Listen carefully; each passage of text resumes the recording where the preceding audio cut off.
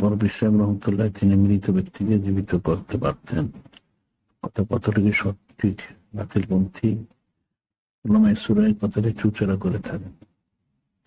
কিন্তু সঠিক আছে, অনেক বর্ণনা আছে, তিনি অনেক মুর্দা জিন্দা করেছে।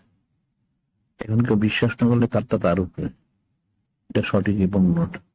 অনেক জিন্দা মুর্দা জিন্দা করেছে রহমতুল্লাহ। আর অনেক বলি আল্লাহ অনেক মুর্দা জিন্দা করেছেন, এটা অনেক ঘটনা আছে। মুর্দা জিন্দা করা তো খুব কঠিন বিষয় কিছু না। আরে মানুষের অন্তরটা চিন্তা করলে কঠিন, কল্প চিন্তা করা কঠিন, মুর্দা চিন্তা করা তা সোজা।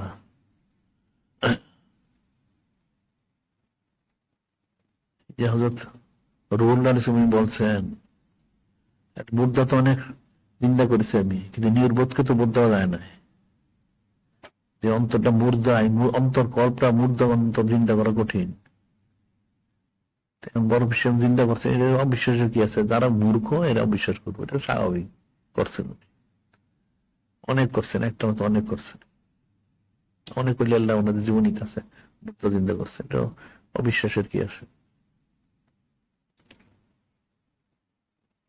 এখানে গেলে তারা ওই ওহাবি যেগুলো আছে বস্তুবাদী, এরা বিশ্বাস করবেন না।